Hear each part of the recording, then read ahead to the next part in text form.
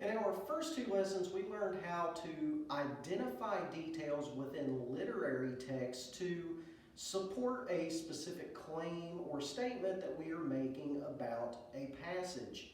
For example, we looked at things such as character development and dialogue between characters to make inferences and make statements about what the author is trying to tell us.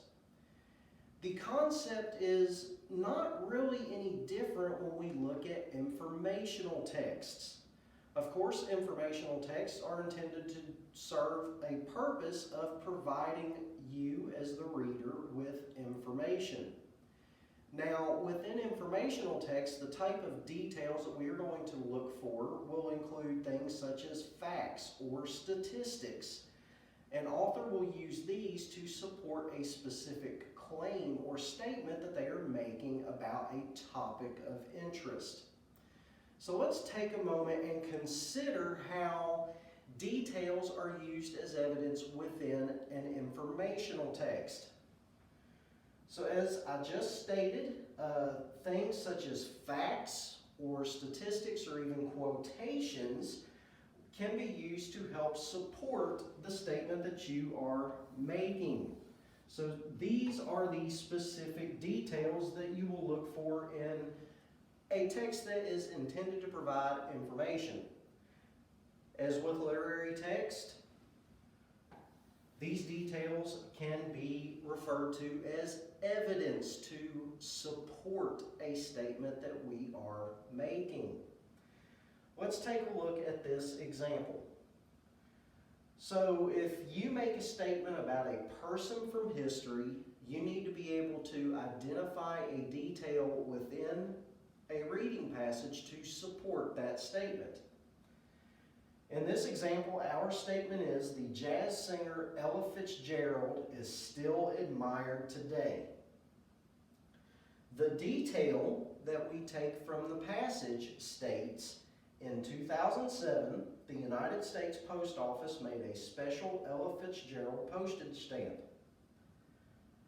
Now, why would they make a postage stamp to honor Ella Fitzgerald?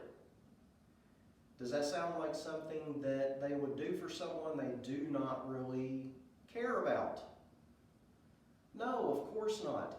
They are going to honor people who are still admired for one reason or another on a postage stamp.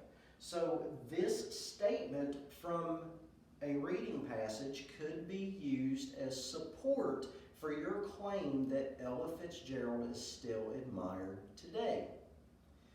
Now, let's take a look at a brief passage and see if we can find the best detail to show that Dolores Huerta made sure that workers would not give in during a strike.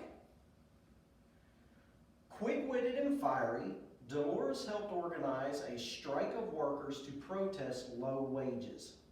If she found workers ready to give up and go to work, she blocked their cars with her truck or hid their car keys to make sure the strike was successful. Along with Cesar Chavez, Dolores helped organize the UFW boycott against California growers of lettuce and table grapes. Now, we are asked to identify the best evidence to support the fact that Huerta made sure that workers would not give up during a strike. If you look at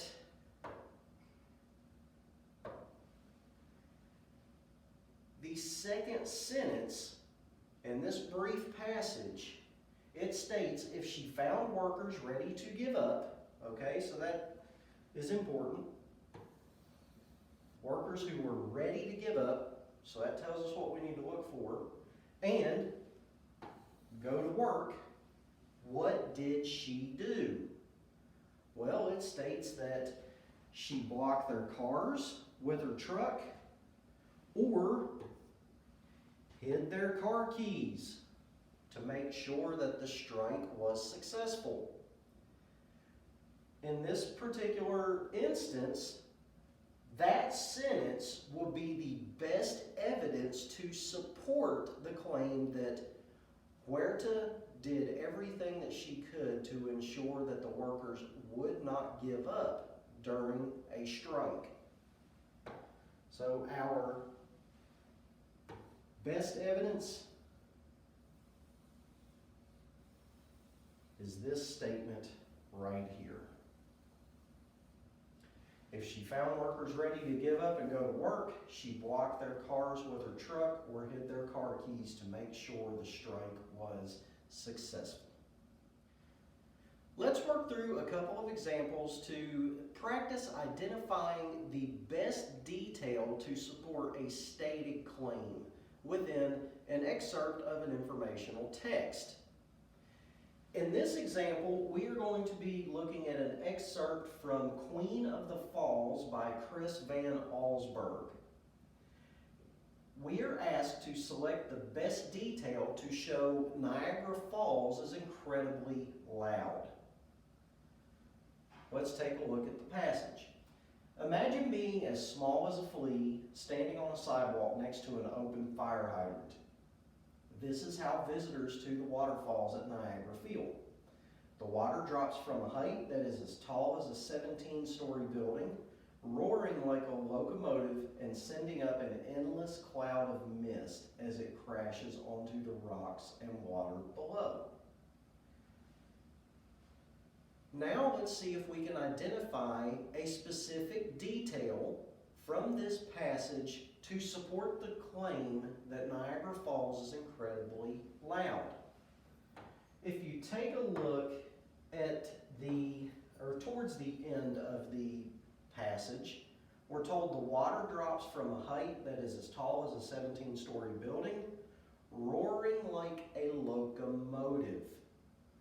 Okay, so since the statement roaring like a locomotive is used, it is making a comparison of the sound of Niagara Falls to a locomotive. In this case, this seems to be the best evidence to support the claim that Niagara Falls is incredibly loud. The author uses a simile to help us get the picture of how loud Niagara Falls is. So this is the best evidence to help us see and understand how loud that Niagara Falls can be. So we are going to select roaring like a locomotive and sending up an endless cloud of mist as our best detail to support this claim. In this example from Space Heroes, Amazing Astronauts by James Buckley, we are asked to select the best detail to show many rockets were launched before humans ever rode inside of one. Let's take a look at the passage and see if we can locate this detail. Huge rockets were built beginning in the 1950s in an effort to reach outer space. After years of tests, it was time to put a human being in a rocket. Only a person could tell the rest of the world about the joy and wonder of seeing Earth from space. So which detail supports the claim that many rockets were launched before humans ever rode inside of one? All right, well, our first sentence states that huge rockets were built beginning in the 1950s in an effort to reach outer space. So we know that at least the rockets were being built.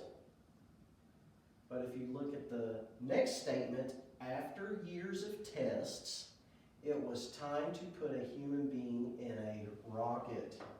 So when did they actually put a human being in a rocket?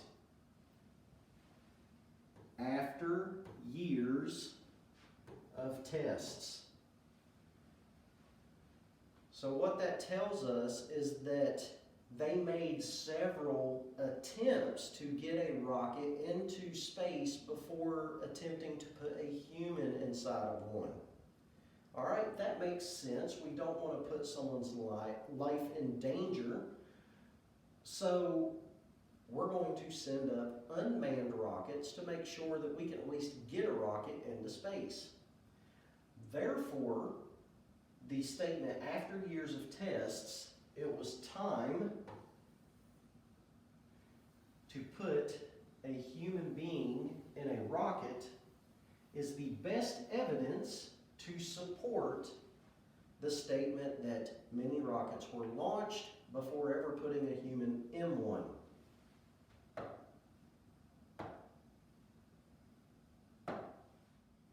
Let's practice with one more example to identify the best evidence to support a claim from an informational text. In this passage, titled Mistakes That Worked, 40 Familiar Inventions and How They Came to Be, we are asked to select the best detail to show the United States makes more cheese than France does. So let's begin by looking at the passage and see if we can identify which detail best supports that statement. If you are an average American, you ate 24 pounds of cheese last year. That's what the National Cheese Institute estimates. According to the Guinness Book of World Records, while the United States is the largest producer of cheese, the average French person eats the most cheese, 43.6 pounds each year. All right, let's think about what the claim is first.